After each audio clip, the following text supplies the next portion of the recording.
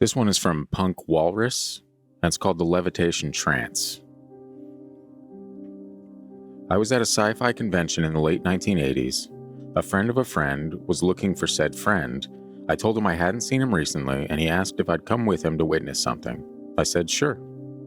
We went to a hotel room where a bunch of people had gathered. Party? Wow. We were to witness some guy levitate. He was a young Indian man in normal clothing, jeans, dress shirt, but barefoot.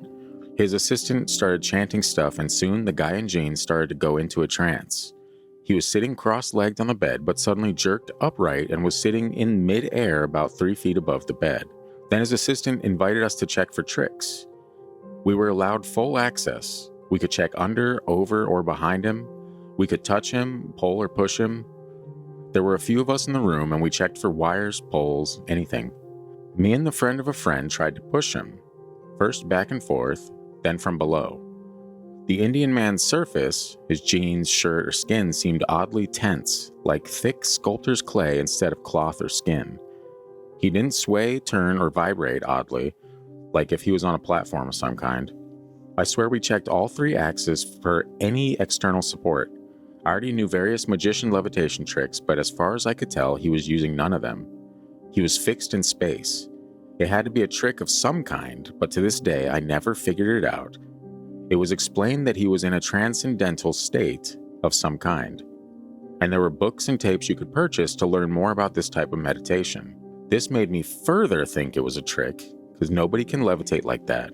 It violates natural Newtonian laws or something. After a rather pushy sales technique, me and the friend of a friend left. We had no money. We talked at great length about it, but to this day, we have no idea.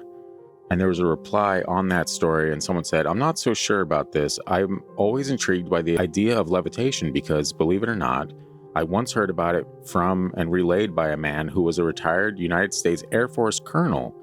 He said that it wouldn't be unusual to walk down a hallway at the Rand Corporation. Is that the military? It's a big famous think tank. And they do a lot of stuff. A lot of thinking and a lot of tanks. Yeah, they've made us a very powerful nation. Wow.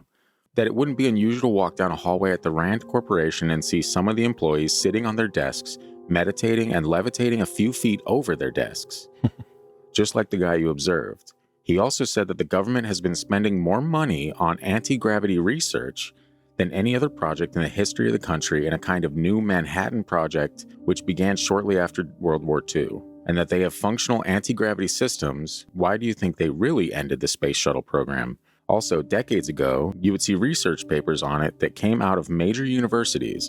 Then all of a sudden, the entire subject went dark, as if it had been classified, meaning the information and all reference to it is classified. The guy wasn't a super crazy person and was just relaying what he had been told by another high echelon type at a dinner party, so I always wonder about it. Is it possible and we're just not being informed of it? So many, quote, impossible things have turned out to be possible, like flying. It just requires the right knowledge base and practices. Since it was relayed to him at a dinner, he wasn't at work, and as such wasn't obliged to never mention it again like anything classified he might encounter at work. So when I see random people telling a story like yours, I file it in my WTF category. Which is kind of an introduction to what this video is actually about. These are stories that I couldn't really explain. Like there's not enough there for me to put an episode together. But I found them like, that is a fascinating story. I kind of want to talk about it. And so these are all kind of like WTF stories, I guess you could say, kind of one-off encounters and weird things that go bump in the night. What do you think about that one, Christian? I think the initial part of it was an advertisement for maybe a cult type group. Nice.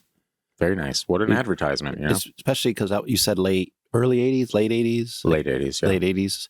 I remember those times. There was so many rumors of cults, and especially if somebody was from India or that region, they were supposedly in a cult, and there were a couple in the country that were basically considered cults. I think it was in Oregon at the time. The levitating part, a little hard for me to believe. I still think it was a trick. Yeah. But we've heard, from various stories throughout the years, and even when I was a kid, I was hearing stories about people that could levitate, that could meditate to a level and gain some mastery over gravity, I guess it would be, and levitate. What do you think about there's a little piece of information in there where they mentioned that skin, his clothes, everything seemed like tense. Like they were touching sculptor's clay and not so much an actual human being. Could be. In that moment, like, is it, because if it is an actual dude levitating, number one, fascinating and wild, but does that have something to do with it? Because you hear all these stories about everything is made of atoms and you can manipulate this and blah, blah. You just have to focus your mind's eye. Like you can go down the laundry list of things where people say that these things are technically, you're capable of doing them, but you just have to figure out how. You know what I mean? I mean, we can make things levitate with sound. That is true. Not necessarily humans, but if you can make something small levitate with sound, then you just need more sound or more sound waves. And I just thought it was an interesting detail where they're like, yeah, we touched him, tried pushing him. He was just almost like sculptor's clay. It's just a weird way to describe something like that. That could just be muscles. You're just really tense, or I don't know what they would do. I'm not a levitator. Same. Unfortunately, I have not mastered that. I mean, there's been certain nights where I've gone out drinking and afterwards I thought I was levitating. Usually that ended up with me being sick with a hangover the next day. So yeah, not necessarily the levitation is not a good experience, or the feeling of levitation is generally not a good experience for me. Yeah. But the comment, not a fan. Yeah, the comment from the RAND Corporation information information was pretty fascinating. I mean, you may not know RAND Corporation, but you've heard a lot of their stuff they've done, or a lot of the stuff they've been involved with, and they have been since the 50s. Like I mentioned, like after World War II, they started focusing on a lot of this really, I don't know, it's weird that you don't picture like these big high up military dudes talking about weird paranormal, like weird, like otherworldly abilities or looking into that stuff. But I mean, you go through history and stuff like men who stare at goats and whatnot and all that, like they look into a lot of strange stuff. Even, what's his name? Pat Price we were talking about earlier. Right. And this is the stuff he probably would have been involved with. Yeah. It sounds like the same type of program they were using back then. Why, when people like that look into this stuff, it's real and it's, oh, wow, look at this. But like when people like us look into this stuff, we're like loony. You know what I mean? I think there's two possible answers. The first one obviously is we're loony. Well, no, I'm skipping the loony part. Gotcha. Yeah. At least on this. Sure. That there are groups within our government through these types of secret programs that have figured out how to do some of this stuff. Yeah. Remote viewing is pretty obvious. And like proven at this point. Like it's not even up for speculation. It is possible. They are doing it. They have the ability to do it. Yeah. Whether it was ever very useful to the government or whether it still would be useful is a different thing. But that's one of the scenarios that could possibly have happened. But also, part of the reason we were doing some of this stuff is because the Soviet Union was doing some of this stuff. Yeah. And you can't get left behind in the Cold War. Maybe we put out some misinformation that we were successful to push the Soviets to spend a lot more money on the programs instead of their military or nuclear weapons at the time. Maybe, or maybe we were just successful, you know? Or maybe it was both. Yeah. I mean, maybe we lied about being successful, but we were also successful. And we let little rumors out so that the Soviets would be more worried, because that's eventually what we did to bring down the Soviet Union. Was we kept pushing them and pushing them. We made them think we had more nuclear weapons, we had better capabilities, and they focused on that and basically fell apart. Yeah, that does happen. I mean, now they're back, but we're back, baby. No, yeah, that's Do svidaniya. Wow, that doesn't mean we're back, but it means something else. Yeah, always sounded like a beer to me. Maybe it is. Should be. Russian beer, the Hannah vodka. All right, this next one is from the Hue Manatee, HUE, animal manatee. So he's talking about light people? Light manatees. Oh, yeah. That's Those are the best. Help from above. Wouldn't a manatee be a help from below if it was lit up? There's just no way for you to prove that. Guide you through the treacherous... We don't know what spirit manatees are doing with their time, Christian, and I'm not here to speculate. That's true. Anyway, it says, I moved out of my mom's house at 17. Among other crappy things she said to me, she said, anything you don't take with you, I'm throwing away. Oh, that's crappy. That is crappy. So I loaded everything I owned into a backpack and 4 large garbage bags. I couldn't call anybody to pick me up, so I had to carry everything over 5 miles to my girlfriend's house. The bags were huge, so I had to pick up one while pushing another a little ways, then set them down and go back to carry and push the other 2. This became more difficult the more I went. Yeah, that's quite the task. No, thank you. Why'd you piss off your mom? Very true. If you have no friends helping you either, tells me maybe the problem's you. Wow. Always on the wrong side, aren't you, Christian? Anyway, it wasn't even a quarter of a mile before I was screaming, crying, and breaking down from it. Then I hear a strange sound.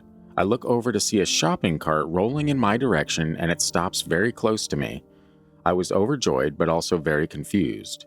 I was not anywhere where you'd expect a shopping cart, and I didn't see anybody around to push it toward me. I felt overwhelmed by the joy, but also by an uncomfortable feeling like a higher being was watching and influencing my life. How dare you? How dare you help me in my time of need? That's what they're supposed to do. Yeah, I yelled thank you a lot, loaded the cart, and was able to get to my girlfriend's place much faster. I still get goosebumps thinking about how the cart came out of nowhere right to me at the perfect time I needed it. That's kind of weird. Yeah, Harry the homeless person was in the trees. It was like, man, this guy's making a lot of racket. Yeah, just take my cart, man. I'll get another one. It's fine. That's nice, though. I mean, I can't imagine, number one, loading up 4 gigantic... I'm picturing like the biggest black hefty bags just full of your stuff, and then having to push one and carry one a little bit, put them down, walk back, go grab the other 2, do the same thing. 5 miles, dude? You made it a quarter mile before the higher power was like, no. It's fine. It's fine. I'll take it from here. What if it was a lower power, just like, hey, we've all been down before, friend. Yeah. Come to our side. Here's a cart. Wow. Yeah, here's a cart. That's all you need to be swayed into the path of evil? Yeah. Satan works in mysterious ways. In this economy, take a cart, friend. It's fine. I mean, Satan stole the cart for one thing, so he did his evil deed. He did his evil deed. Yeah. And then classic pushed Satan. The cart over to a helpless teenager and with the cassette tape from Slayer in there. Yeah. That's what he did, left Christian. over from Kmart. Oh, Christian. Let's not ever bring Kmart up on this show. I just did. Mm-hmm. Could go farther. Jimco. Wow. This one is very strange. And if anyone out there has any idea what this could have been, I would like to hear it. This is from Bezo Doodoo, and it's called Boarhead Suit Man Says Be Good. I know. As a 4-year-old, I hated tying my shoes. Been there. I was terrible at it, and the progress was just not happening. One morning, I was throwing a fit because my mom told me to tie my shoes before we left the house, and I was trying to avoid this horrible responsibility while crying and screaming on the 3rd or 4th step of the staircase. Horrible responsibility at 4 years old. That is about all the responsibility you have at 4 years old. The ceiling above the staircase extended from the 2nd floor horizontally to the space above the 1st step where it met a vertical wall that connected the 2nd floor ceiling to that of the 1st. Imagine a big upside down L. So me being the punk that I was screaming on one of the lower steps, and my gaze drifts upwards after a few minutes. I stop crying immediately and I go silent. I distinctly remember seeing a man in a sharp black suit with the head of a boar, only blue and complete with tusks and fur, bracing himself in the corner of the ceiling, like a ninja, above my head staring down at me. He didn't say anything to me, but I know what he wanted. My mom began to ask me what happened, noticing my abrupt change in mood, and I cut her off in a monotone voice saying only, "He told me to be good."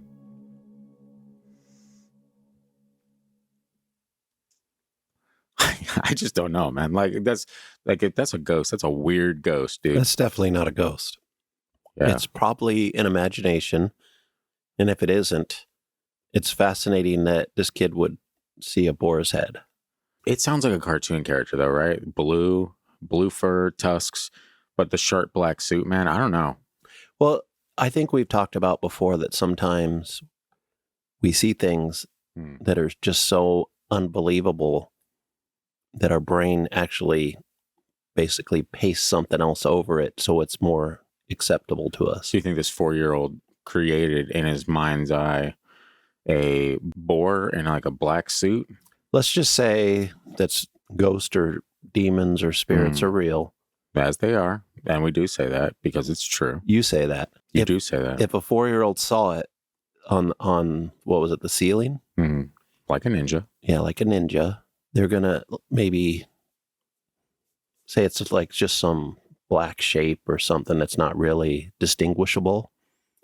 And they're gonna make more details about it instead of just being like, "What's that weird black shape?" You don't think they know what shadows are or shapes? That's how our brains work, though. Our brains fill in the blanks because we don't see everything. We only see parts of things because it's too much, and then our brain fills in the rest. Like I can be looking at you and I can see you, yes, and all the stuff behind you, I can kind of see, but some of it's just getting filled in by my brain because it knows what's there, it knows the patterns.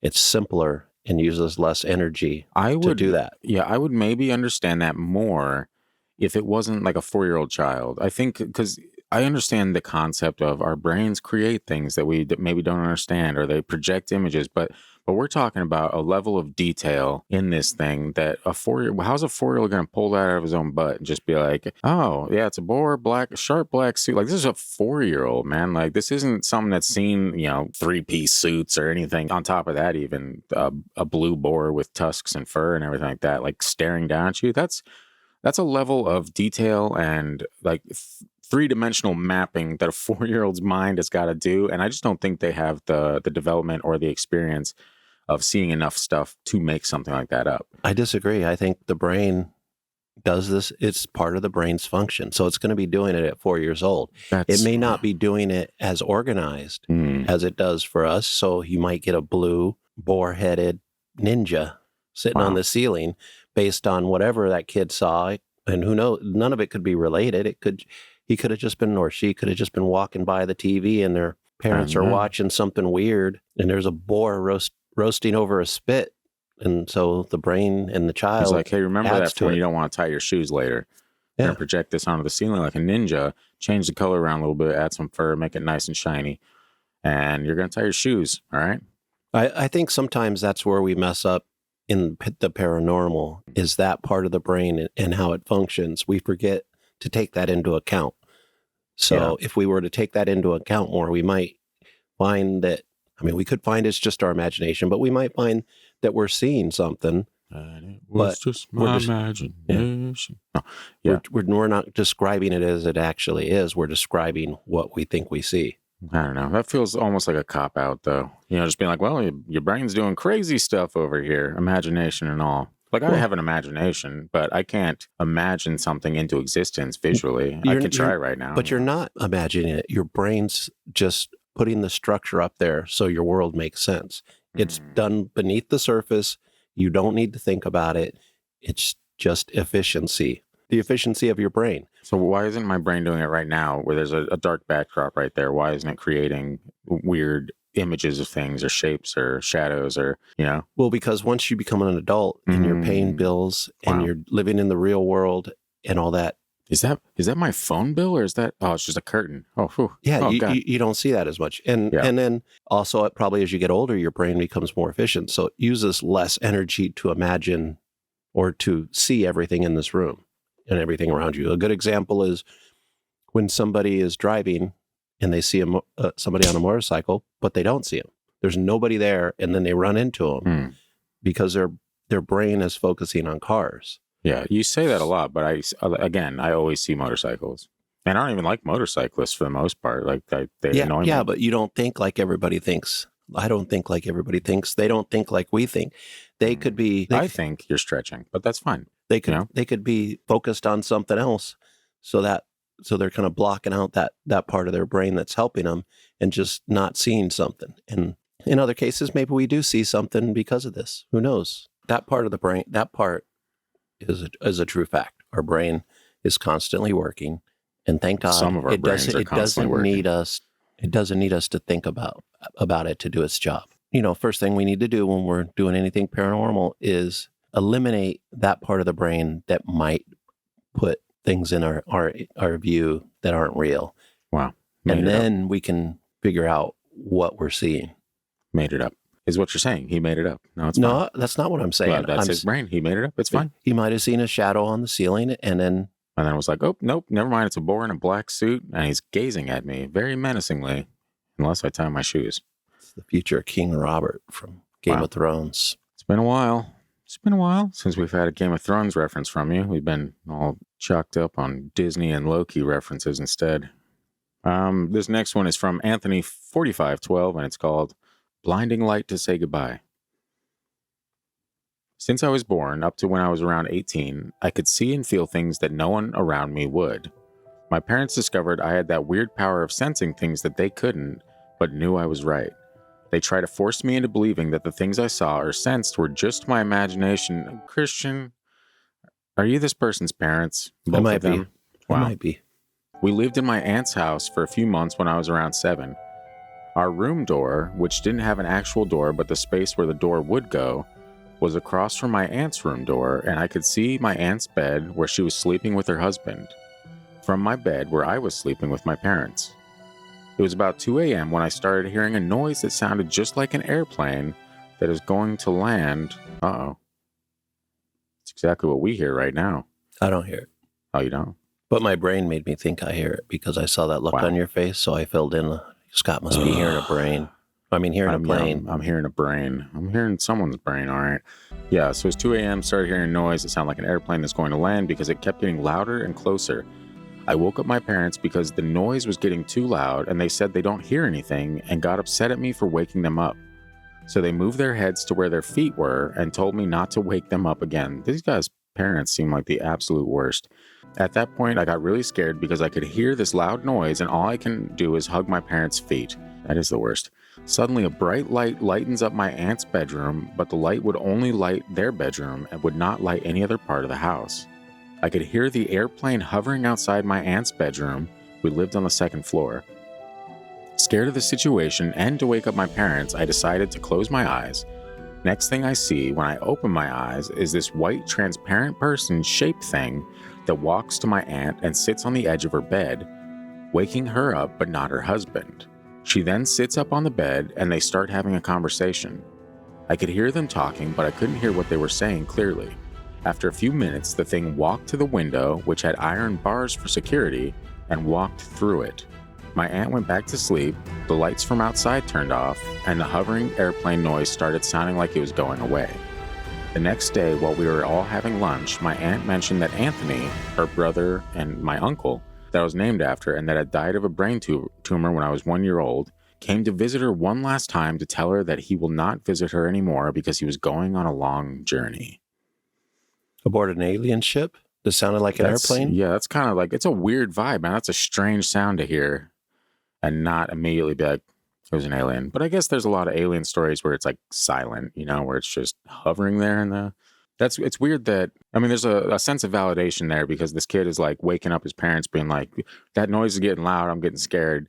And his parents are like, hey, screw off. We don't like you. You're the worst. We're going to sleep on the other side and you get to smell our feet all night.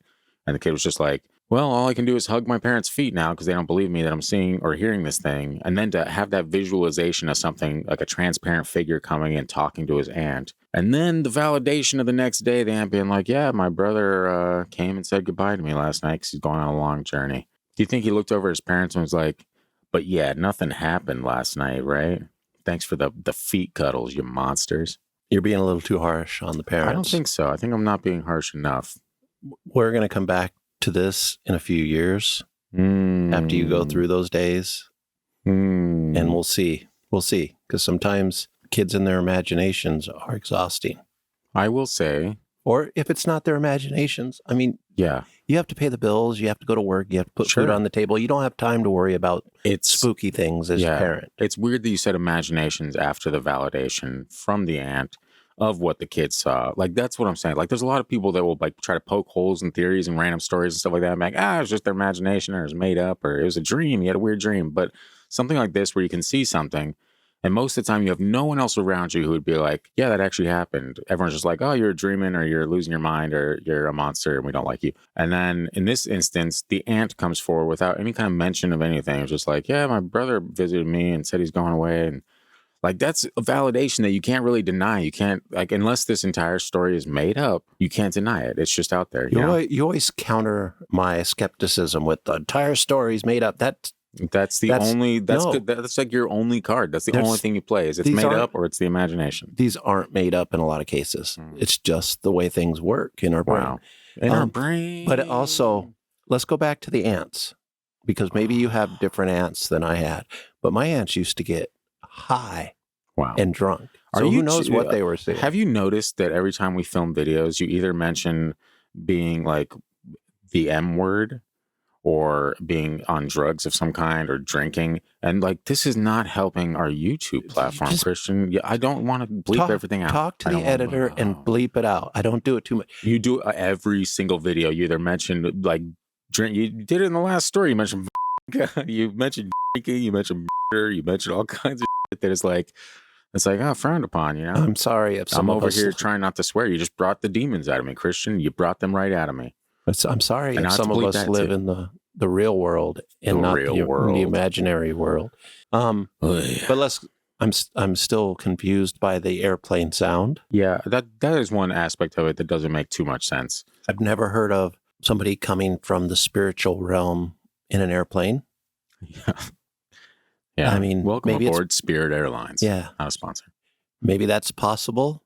Maybe that's the part that the kid's brain put in there based on whatever it was. Man, I mean, you hanging on to this kid's brain doing something here. no, because even if you have a spiritual experience, even if you see Yes. this figure sitting there with your aunt talking to her, whatever disturbance got that person there, you may interpret it differently than what it really is. That's the problem with a lot of these, and why people call the people that are into this or have had these experiences kooky, because some of the things don't make sense. And my theory is that's just the brain, again, filling in the blanks and making it really confusing if something is happening, because the blanks kind of are counterintuitive. Yeah. Like an airplane bringing a ghost. Come on. It's you got to realize that just because it sounded like an airplane doesn't mean that it was an airplane. That's what I'm saying. What was it? It could have just been something like, I mean, we have a damn UFO over there on the wall that has no jet propulsion. How can you tell that? It's an illustration, Christian. Because we are all familiar with UFOs in this world. The only way they can do the things they do is to have a different type of propulsion. Maybe we publicly don't have yet. Maybe the government has it. But it's still going to create some kind of disturbance. And maybe that's the kid just filled in the airplane sound because he didn't understand what that sound was.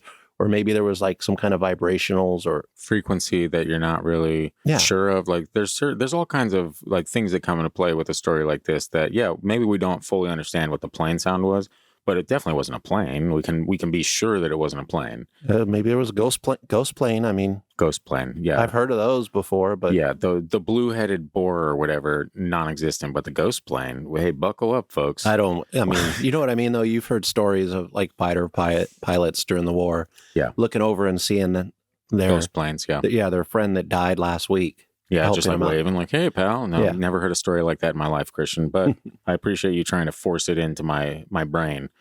You've really never heard a story like that? Of a ghost pilot flying next to a different pilot? No, I can honestly say never once. You need to get into history a little bit more. Wow, you need to get out of history a little bit more. It's 2023, friend, all right? All right, this next one is called The Dark at the End of the Hall. Been there. It's by Spider Party. This is a weird one. This kind of, it's not as spooky, but it's like a weird vibe that comes from it that I would be interested in seeing what people have to say about it, because I lived in a house that had a kind of a hallway that was spooky, and there was a darkness in my parents' room, and they go to the bathroom, you're like running kind of down there, turn the light on real quick, you know? So what you're saying is you lived in a house? I did, yeah. Because almost every house has that spooky, something spooky. Especially at night, you know? At night when the hallway light is off. And you have to walk to the bathroom and you're like 5 years old. Or 15 years old. Let's not judge. You end up like laying in bed and doing your business there because you're too frightened at 15-year-old Scott. Doing your bed business? Wow, Christian, at 15? Come on. Pee in the bed at 15, Scott, because you were afraid of ghosts. I might have at some point. Who knows? Who really knows what went on in my youth? Stay tuned. Anyway, it's by Spider Party. Not fun. I grew up in a haunted house, so spooky things happened all the time, and the absolute scariest thing that ever happened, unfortunately, happened about once a week. If you're sitting in our living room, you could see straight down our hallway to my bedroom door. It was pretty dark at the end of the hall, but you could usually make out my doorway and the doors on either side and the pictures and things hanging on the wall. When, quote, the dark came, however, it was like someone dropped a black curtain over the end of the hall. You could still see about halfway down the hall, but beyond that, you might as well be looking into a black hole. When the dark came, it was always accompanied by this intense, uncomfortable feeling of being watched. Our family's 3 dogs would stare down the hallway and growl, and occasionally one of them would get brave enough to walk a little way down, but they always came backing slowly out like they were afraid to turn their back on the dark. After a while, usually a few minutes to a half an hour, the darkness would suddenly disappear and you could see again. Sometimes, however, it would linger all night. And since nobody wanted to walk through the dark to get to the bedrooms, my whole family would be stuck in the living room all night. The first few times it happened, we did turn on the hall light to try to see what was down there, but as soon as we turned it off, the dark came back. Because the light was off. Yeah, and hilariously enough, in parentheses, says in before the LOLs, that's what happens when you turn off the light. Okay. See, I knew if I just let that sit there for a moment, you would hop in. Anyway, the dark came pretty frequently, once a week or so. It was rare that the dark lingered more than a few minutes.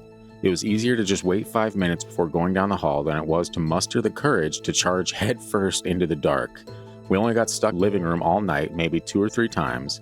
And it wasn't like we were huddled there in fear. We all just sort of passed out in front of the TV waiting for the dark to lift. Probably, we could have just turned on the light and ran for our rooms, but as an 11-year-old girl, I certainly wasn't brave enough to try it. As for everyone wondering why we didn't just move, well, it was our home. Moving is difficult and expensive, and honestly, it wasn't worth it. Understand, weird stuff happened every day, but it was mostly little things that were easy to ignore. The really scary stuff was rare and not enough to send us packing. Isn't that weird? Isn't that just kind of like, I don't know, like the whole family, dude, the whole family was like, that's weird. Like, there's just a dark wall, and then it would lift and you'd be like, oh, there's the rest of the hallway. So what do you think? Their imaginations? I think they could have turned on a light and gone to bed. That is probably the easiest route to take, yes. Another thing, though, feng shui. You think so? What if, and this is something us Americans would do. Us Westerners. Us Westerners, because we build these tract homes that are all alike, pointed different directions as we go down the road. You're going to have a bad time. Yeah. So if there is truth to this, and it may not be a spiritual truth, but I would think the way a house aligned would bring, even if it's just the sun into the house at a certain time. So it's going to change. So these people had this hallway going straight through from their living room that they could see the end of it. Yeah. Maybe it was just pointed in the wrong direction. So it's pointed at demons and they're like, hey, this is my space. What are you guys doing here? Maybe it wasn't demons, but just it created some kind of energy vortex, or I don't know if that's right. What do you think would happen when you walk into it? Nothing. Nothing. I think you would probably get some restful sleep on the other end. You think restful? These people, like the dogs alone, would start walking down and be like, nope, never mind, and back their way out because they didn't want to turn their back to this darkness. And you're telling me you would just be like, nighty night. Yeah. I think if you went down that hallway, the dogs would follow you just because, they're in the hallway. If you're sitting there paranoid looking down a hall, your dogs are going to pick that up. That is true. So that right there, because they read us so well. Wow. Dog person. Anyway, yeah, I don't think that's accurate, but I appreciate you giving your opinion, Christian, as always. Here's another strange, simplistic view. What if, say they had the heaters on and they were leaking carbon monoxide into their house? That is something you should always check for. Yeah. One of the first things you should check for if you start seeing things in your house. Would all of the family members have the exact same reaction to a carbon monoxide leak? I mean, it's just darkness. They're seeing darkness, so their vision's affected. I believe that's one of the ways you can tell. You believe or you know beyond a shadow of a doubt? I'm not a scientist, man. I just... You just play one on YouTube? Yeah, I know. I don't know, man. Like it's creepy. It kind of reminds me, remember that it was a Sleep with the Lights On story, that thing where he said it'd be like wherever it came, he just knew and he had to get down, lay and sleep and close his eyes and wait for it to pass. I don't know why it reminds me of that, but I get a similar kind of eerie vibe from this story. Yeah, I can't really explain it outside of being to me, obviously to me, it feels malevolent. It feels like something that is, or is it benevolent? Benevolent's good. It definitely doesn't feel benevolent. Seeing something like that in person and witnessing something like that take place at least once a week, there's got to be more to it than just be like, the house is pointed in the wrong direction. We really miffed it. Once a week, the feng shui is off, man. Yeah. And the ghosts come. And they just make a wall of darkness. I mean, this is our part. We like the dark. You stay on that side, all right? We divided the house. This is ours. You can come in, but you have to deal with the darkness. So anyway, we'll close it out on this. Is a really short one, Christian's favorite. And it's from Pivets. Wham, bam, thank you, ma'am. Wow. And it's called The Face Thief. When I was a teen, I saw a faceless entity in my house one night who was trying to steal my face. 7 years later, I was staying at my friend's house, and the first night I was there, he said he had a crazy nightmare that some faceless guy was stealing my face, and I never told him about it before. That's it. No other information. But very strange. Very strange. What strange interpretation. Why would a faceless demon want to steal somebody's face? Maybe they were attractive. You didn't think about that, huh? Through history, have we ever heard stories from the cops? Like, yeah, we went into the house. Somehow they died in the middle of the night, but their face disappeared. It's got to be the face-stealing demon. Wow. Do you think this demon just steals, like, faces of people that don't matter? I don't think I said it was a demon, did I? I did. Oh. Well, how could it not? I mean, it's Christian. It's stealing the face.